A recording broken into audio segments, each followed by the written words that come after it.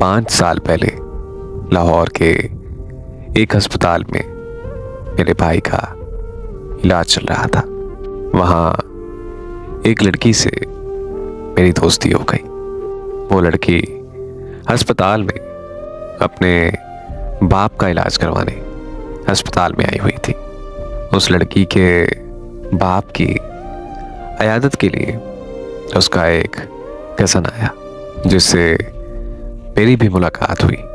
फिर मेरे भाई का इलाज मुकम्मल हो गया और हम लोग घर वापस आ गए। कुछ दिन बाद मुझे फेसबुक पर उस लड़के की आईडी नजर आई, जिससे मेरी मुलाकात अस्पताल में हुई थी। तो मैंने उससे फ्रेंड रिक्वेस्ट भेज दी, लेकिन पूरा 1 साल गुजर गया, न कभी उसने मुझे मैसेज किया और ना ही कभी मैंने उसको मैसेज किया। एक दिन अचानक से उसका मैसेज आया और उसने मुझे पूछा कि आप कौन हो। तो मैंने उसे बताया कि मैं तुम्हारी कज़न की दोस्त हूँ और हम एक बार अस्पताल में भी मिले थे। इस तरह मेरी हर रोज़ उससे फेसबुक पर बात होने लगी। फिर एक दिन उसने मुझे प्रपोज कर दिया। तब तक मैं भी उससे मोहब्बत करने लगी थी और जैसे ही उसने अपने प्यार का इजहार किया तो मैंने भी उससे हाँ कर दी। एक दिन अचानक उसकी जिंदगी में वो लड़की वापस आ गई, जिस लड़की से वो मुझसे भी पहले मोहब्बत करता था। उस लड़की के वापस आने से उसने मुझसे बात करना बिल्कुल बंद कर दी।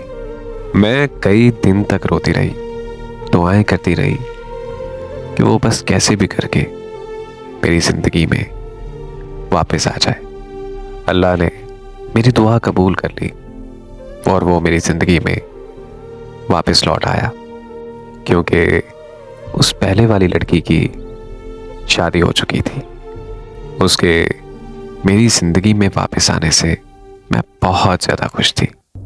फिर हम एक दूसरे के साथ शादी के ख्वाब सजाने लगे। उसने मुझसे ये वादा किया था कि वो बाकी लड़कों की तरह कोई बहाना बनाकर मुझे छोड़कर नहीं जाएगा। वो मेरे साथ इश्क को अपनी आखिरी सांस तक निभाएगा। वक्त गुजरता गया और एक दिन उसने भी वही किया जो सभी लड़के करते हैं। उसने मुझे कहा कि मेरे घर वाले मेरी शादी मेरी मामू की बेटी के साथ करना चाह रहे हैं, लेकिन उसने मुझे दिलासा दिया। उसने मुझे ये कहा कि तुम फिक्र मत करो, मैं ऐसा कभी भी नहीं करूँगा। ये सुनकर मैंने सजदों में इजाफा कर दिया। मैं तहज्जुद की नमाजों में रो रो कर अपने अल्लाह से दुआएं करने लगी। वो मुझे बहुत ज़्यादा तसल्लियाँ देता कि हमें इस दुनिया में कोई भी अलग नहीं कर सकता।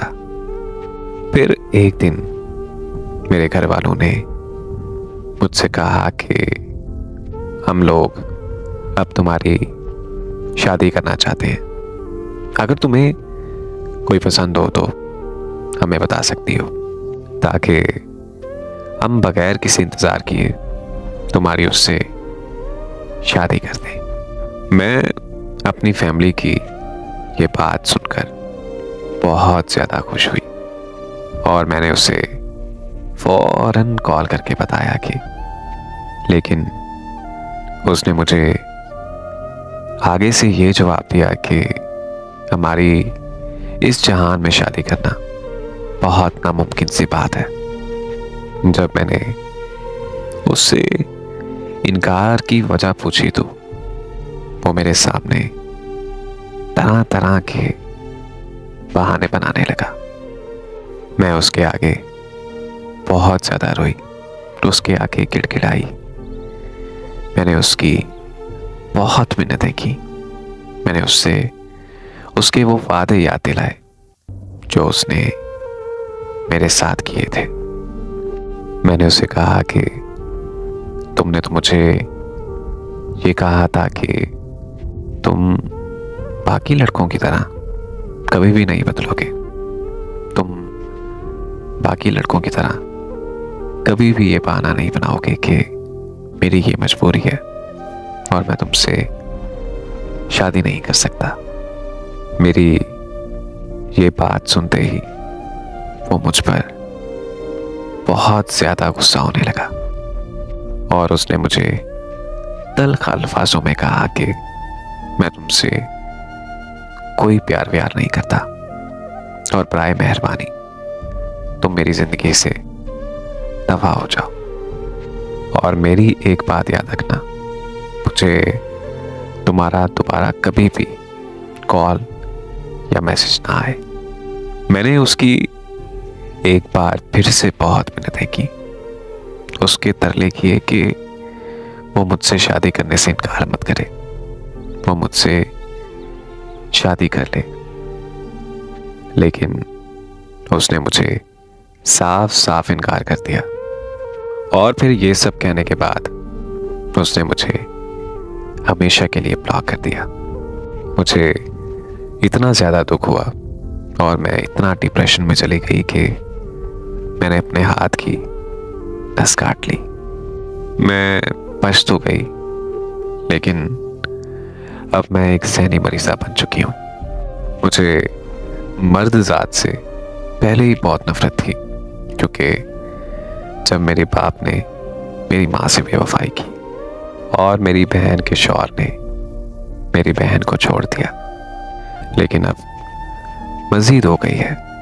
मैं अल्लाह पाक से दुआ करती हूँ कि उसे दुनिया में सब कुछ मिले, लेकिन उसे कभी मोहब्बत ना मिले और वो मेरी मोहब्बत को हमेशा तरसे। आमीन।